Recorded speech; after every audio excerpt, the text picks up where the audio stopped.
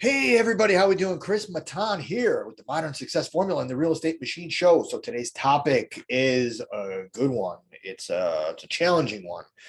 Employees, hiring and firing, one of the hardest parts of the business, and that's a burden that's put on me. I've had that responsibility at my business for the last, let's just call it 5 6 years, 4 5 6 years, and maybe even 7 years. And it never gets easier. I will say that I shouldn't say it never gets easier. It never gets more comfortable, but you do, once you've let's kind of break this up, right? So you've got employees, right? And you got to manage those employees. And sometimes those employees are going to perform, sometimes they're not going to perform. And depending on that performance is going to depend on whether you retain them or not. And that would lead to, a conversation on, for lack of a better word, firing. And but in order to get those employees in the door and on the shop floor or in the office or whatever it is that you do, you need to hire them. And where do you find them? How do you find these people? And what do you do to attract them? And what do you offer them to what kind of compelling reason do you give them to either come aboard or move from where they're at to your place? It's a dance. Definitely a dance. And talent is talent when it comes down to it.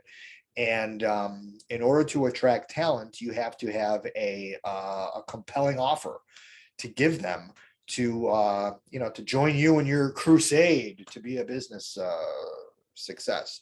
So what do? I try to, first of all, I'm always hiring. I'm always hiring. I'm always open-minded because, finding talent is not, talent doesn't grow on trees. And, when an opportunity arises and talent is presented to you, you find the position and you make it work in some way, shape, or form. That's really critical. And in my business, in machining, machine shop, small family machine shop business, skill is very difficult to find. Good character is hard to find. People in general is just hard to find. It's hard to find the right fit. And there's certain things that I do and that I offer that I think might be different than other places, especially in my world, and that's in that machine shop world. And I think it's kind of, and I think the reason why I can do that is because I'm looking at things. I'm not a lifelong manufacturing guy. I come from a different industry, and maybe I look at things a little bit differently, and maybe I'm a massive failure because of it. But I'm looking at things differently. I'm seeing what's going on in the world, and I think the key to a lot of good hires is flexibility and the partnership, collaborative um, philosophy. That when you bring in a new hire, you bring somebody onto the team. It's a collaborative effort. It's a team effort. It is um, it's a partnership. So that's kind of some of the, and flexibility. Listen, flexibility. Unfortunately for us, a machinist needs to be present at the machine to make a part. It's not a remote position. You can't do it virtually. So location matters, and drive time matters, commuting, all that stuff kind of plays into it. So one of the cornerstones to the offering that I offer here is flexibility, and kind of a little bit of freedom, a little bit of but you need to have work ethic and a character to to make that work.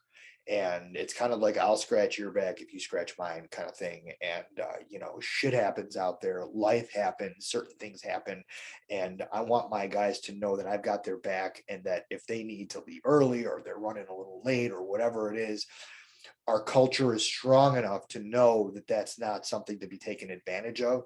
That's a perk that you get for working here. And by accepting that perk, you put in the effort while you're here, and the end result is what's most important. And the job gets done at the end of the day. So that's kind of the thing that I preach around here. And, listen, again, it comes down to the guy, it comes down to the hire. They're either going to buy into that, and they're either going to they have the integrity to uphold that, or they are not. And I've seen it both ways. And when they're not, you got to think about what the next conversation is. Is the conversation to let them go, fire them, right? And I've had to do that. And when the first time I ever had to let somebody go was not an easy conversation for me. I've never had to do that before. I didn't know what to say. I didn't know how to say it. I was nervous, all this kind of stuff. But unfortunately for me, I've had to let go a lot of people over the years. And what I found is blunt, direct communication is the best way to do it. They say hire slow, but fire quick, right? And there's a lot of truth to that, actually, because a bad hire can really create a problem within the organization. And the longer that problem festers and grows and goes and goes and goes, the more likely it's just going to be a harder conversation to have at the end. And you might as well nip stuff in the bud early. And but listen, you want to be professional about it. There's laws and rules and legal, and you got to be sensitive, and you got to be sensitive to the guy or the hire that you're letting go, because they may not know, it may not even be on their radar that they're not performing, or that you're not satisfied with what they're doing, or they're doing something that affects the organization in a negative way. They may be completely oblivious to it. So that's why there's probably like people or organizations that have processes in place where you get warnings, and you get reviews, 90-day reviews, 6-month reviews, 1-year reviews. Sometimes you need a weekly review with some of these people. But it's just a challenge. It's just another challenge to building your business and running your business. People. The business lives and dies by the people. And so long as you've got those relationships and that line of communication open, the better chance you're going to have to retain your people, to manage expectations, get agreements with those people on what you expect from them and what the job description is and what all that is. And so long as you get that, your percentages go up in retention and in job performance, I think. If you don't have any of that stuff in place, or you're not aware of it, or you're not conscious of it, or you don't make that part of your of the relationship between your people, it's going to be an uphill battle. And I'm still climbing that battle. It's still an uphill battle for me.